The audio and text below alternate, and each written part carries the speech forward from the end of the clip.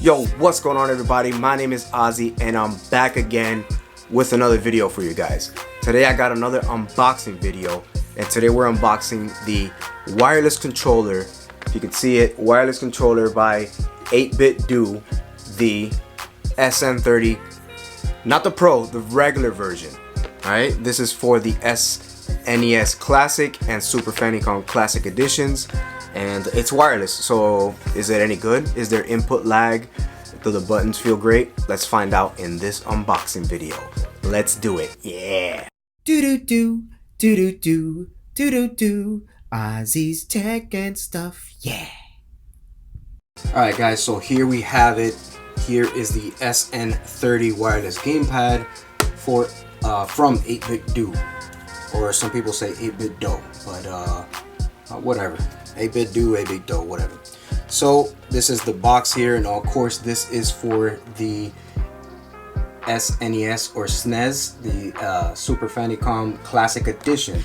So on top of that, I believe you can use it for other things, but this is primarily what I'll be using it for on my SNES Classic. Now, this is great for if you have the TV far away from you and the cord isn't long enough, like how I had my setup. I kind of put my SNES Classic on my my gaming monitor, but when I had it on my TV, the cord wasn't long enough to help me play. So I just wanted to sit back and relax and play these classic games from my childhood, like Zelda, Link to the Past, or all the other classics, Metroid, anything like that. I just wanted to sit back and relax.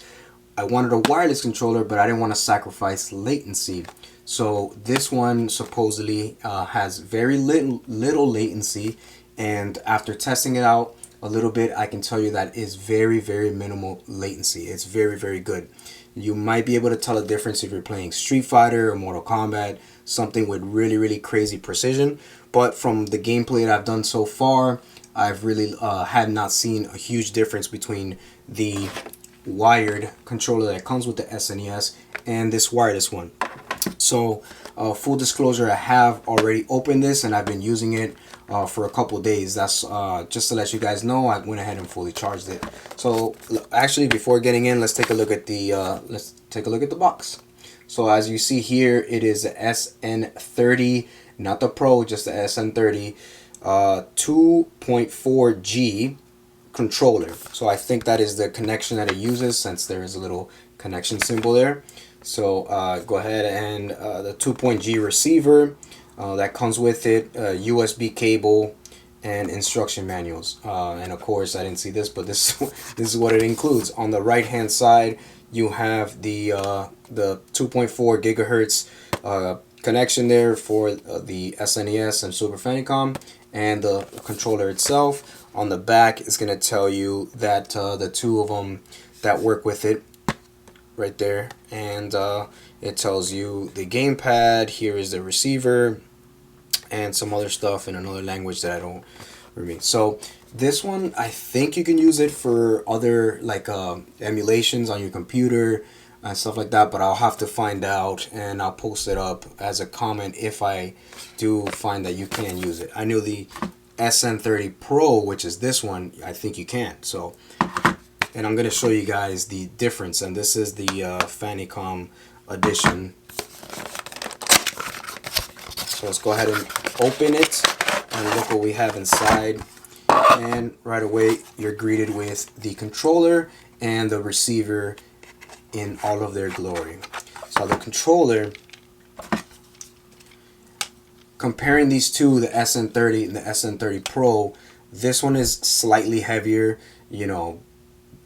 obviously because it has the two thumbsticks here. This one is missing, and it has an extra two buttons on the top that this one only has the two. So this is going to be almost a clear copy of the original SNES controller, and this one is kind of like a modern controller with the joysticks and stuff like that, and it's actually not too bad to control with the SN30 Pro, but this one, the 2D side scrollers and any game on the SNES, this just felt so good to use. So there you go. There's that controller right there. Here's the receiver. Let me make sure I don't break it.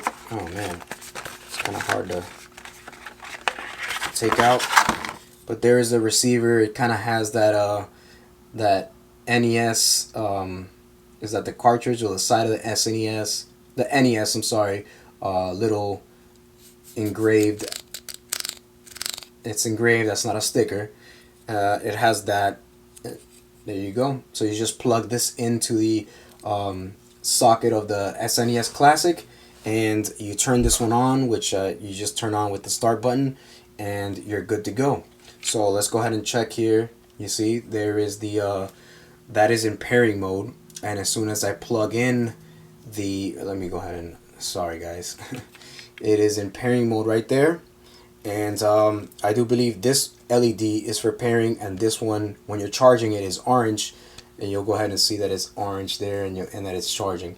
So these, I believe, get about, did I see somewhere like 30 hours of play.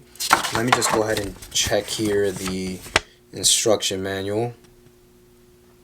Actually, right there. So 25 hours. See if it focuses. 25 hours of playtime. So there you go. Rechargeable via USB with 60-minute charging time. So it's going to take an hour to charge fully. And yeah, battery. Low battery will be red. Charging will be green. Sorry, I said orange. Charging will be green. And then it'll turn off. But then you have the blue one when it's trying to pair. So it's still trying to pair. Still trying to pair. But that is the controller. Again, I have been using it. I'm not going to really do a in-depth review on this one as it's kind of self-explanatory. But I have been using it. There's very, very minimal input lag. Like, I can barely notice any. Obviously, if you're using the wired one, which I'll go ahead and compare right now. Let me unwind it. Let me dirty wind it. And here's the comparison, guys. So it's basically the same shape as the classic SNES controller.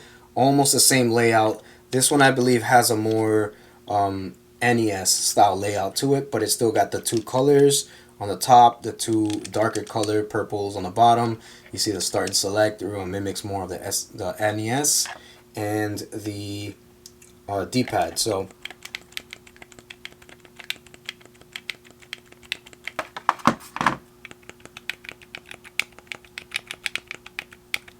very similar sound to them. Let's go ahead and hear these buttons. Let's go and hear the top buttons. So very, very similar style to the SNES. Very similar. So so far, guys, I've been really enjoying this one. I can just sit back and relax and play these games that I played when I was a kid and relive them. The Metroids, the Castlevanias, and stuff like that. The Mario Karts. This is amazing for it. And I was able to snag this on eBay for only 16 bucks. I couldn't believe when I bought it, and I should have bought another one. I don't know why I didn't, but only $16 or 16 buckaroonies, and I was able to get this one. And man, now I want to buy another one to have them there for player 2. So that has been the unboxing of the 8Bitdo Gamepad for the, well, that just says the gigahertz, but for the SNES Classic and Super Famicom Classic, guys. If you're considering buying this controller and this video helped you out, hit me up with a thumbs up, a like, subscribe if you're not already subscribed to this channel, as I do a lot of tech and gaming unboxing reviews and just general talk about tech stuff. So I hope you like this video, guys, and I will see you on the next one.